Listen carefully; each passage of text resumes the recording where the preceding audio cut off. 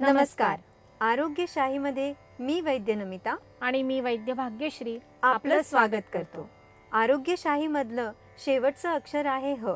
ह आहे हर्बचा. नुकतीच आपण सर्वांनी तिळगुळ घ्या, गोड बोला असं म्हणत मकर संक्रांत साजरी केली. संक्रांतीच्या दिवसात म्हणजे ऐन हिवाळ्यात तीळ खाण्याची आपल्याकडे पद्धत आहे ती उगाचच नाही.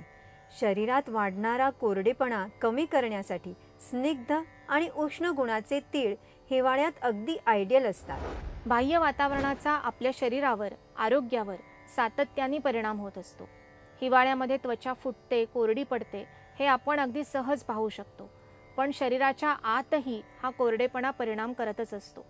स्निग्ध गुणाचे तीळ मात्र अंतर्बाह्य कोरडेपणा दूर करण्यास मदत करणारे असतात. आतड्यात कोरडेपणा वाढला की शौचाला कडक होणं, जोर करावं लागणं, क्वचित फिशरचा त्रास होणं यासारखे त्रास होऊ शकतात. थंडीच्या दिवसात यासाठी रात्री झोपण्यापूर्वी 2 चमचे तीळ नीट चावून खावे आणि वरून थोडंसं गरम पाणी प्यावं. यामुळे पोट साफ होण्यास मदत मिळते. फिशर किंवा पाईल्समुळे रक्त पडत असेल तर तीळ बारीक वाटून त्याचा लेप करण्याचाही उपयोग होतो. तिळाचा असा लेप तयार करण्यासाठी तीळ 7-8 तासांसाठी पाण्यामध्ये भिजत घालावेत व नंतर खलबत्त्याच्या किंवा मिक्सरच्या मदतीने तिळाची बारीक पेस्ट तयार करावी.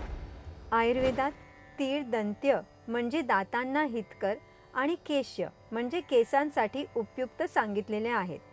दात आणि केस हे दोन्ही अस्थिधातूंशी अर्थात हाडांशी संबंधित शरीर अवयव आहेत आणि खरोखरच आधुनिक शास्त्रानुसार पण तीळ कॅल्शियमचा उत्तम स्रोत असल्याचं सिद्ध झालेलं आहे.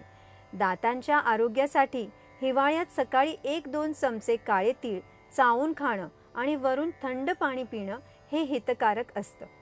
थंडीमध्ये जखम झाली तर ती जास्त दुखते असं म्हणतात. हवेतल्या कोरडेपणामुळे जखम तडतडली तरी खूप वेदना होतात. अशा वेळेला जखम भरून यावी यासाठी तिळाची पेस्ट वरून लावून ठेवण्याचा उत्तम उपयोग होतो.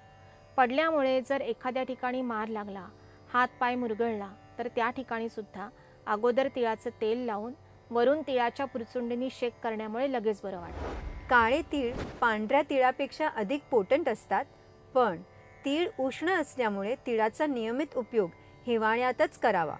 पूर्ण वर्षभर तीळ खायचे असतील तर अगोदर आपल्या वैद्यांचा सल्ला घेणं चांगलं.